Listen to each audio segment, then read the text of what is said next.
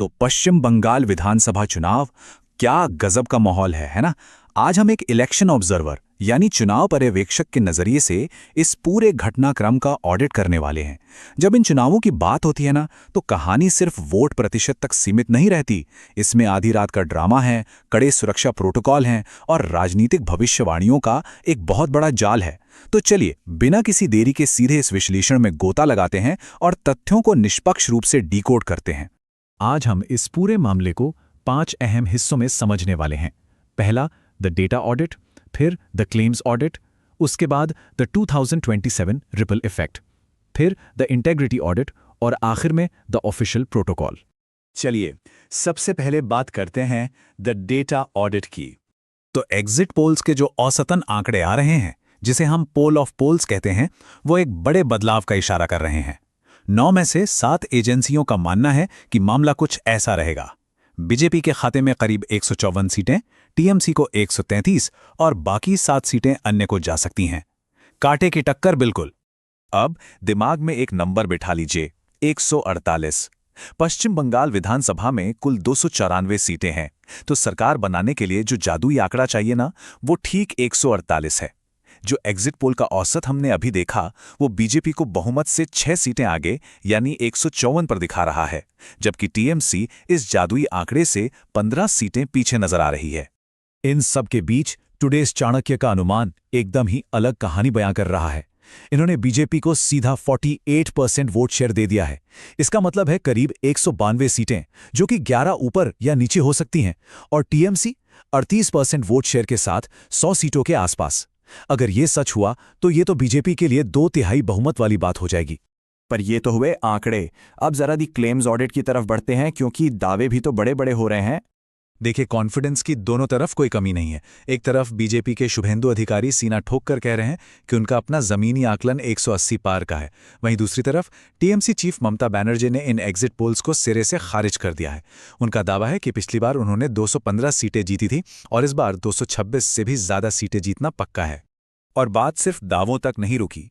ममता बनर्जी ने बाकायदा एक 9 मिनट का वीडियो संदेश जारी किया। आरोप बहुत गंभीर थे।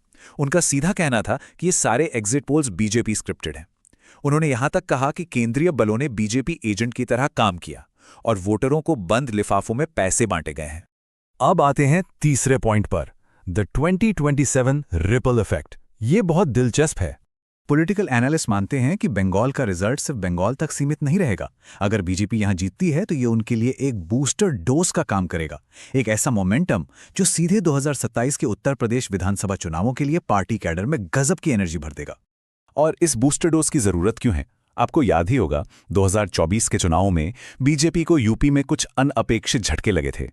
रणनीतिक तौर पर अगर वो पश्चिम बंगाल जैसे किले को फतह कर लेते हैं तो उस नुकसान की मनोवैज्ञानिक और रणनीतिक भरपाई हो जाएगी, एकदम से मोराल हाई हो जाएगा। चलिए अब बात करते हैं जमीनी हकीकत और उस रात की घटनाओं की, दी इंटेग्रिटी ऑडिट। स्ट्रांग रूम्स के बाहर जो आधी रात को ड्रामा हुआ, उसका टाइमलाइन समझना बहुत जरूरी है। सुबह 10:50 पर चुनाव आयोग का एक ईमेल आता है। शाम 4 बजे पोस्टल बैलेट्स छांटने का काम शुरू होता है और देखते ही देखते शाम को टीएमसी नेता स्ट्रांग रूम के बाहर धरने पर बैठ जाते हैं। फिर क्या था, आधी रात होते होते बीजेपी नेता भी वहां पहुंच जाते हैं और काउंटर प्रोटेस्ट शुरू हो जाता है। जरा उस रात के माहौल की कल्पना कीजिए। खुदीराम अनुशीलन केंद्र और भवानीपुर के स्ट्रांग रूम्स, आधी रात का वक्त और तेज बारिश हो रही है। चारों तरफ बैरिकेड्स लगे हैं। एक तरफ से जय बांग्ला के नारे गूंज रहे हैं तो दूसरी तरफ से जय श्री राम। टेंशन इतनी ज्यादा थी कि भारी पुलिस बल और सेंट्रल फोर्सेस को तैनात करना पड़ा। पर इस बवाल की चिंगारी कहां से भड़की? ट्रिगर था एक सीसीटीवी वीडियो जो टीएमसी ने शेयर किया था। उनका दावा था कि स्ट्रांग रूम के अंदर बिना किसी पार्टी रिप्रेजेंटेटिव की मौजूदगी के कुछ अनजान लोग बैलेट बॉक्स के साथ छेड़छाड़ कर रहे हैं। इसे खुलेआम लोकतंत्र की हत्या कह दिया गया। तो आखिर सच क्या था? इसे समझने के लिए द ऑफिशियल प्रोटोकॉल पर नजर डालते हैं। इन आरोपों पर चुनाव आयोग यानी ईसीआई ने अपना ईवीएम प्रोटोकॉल समझाया।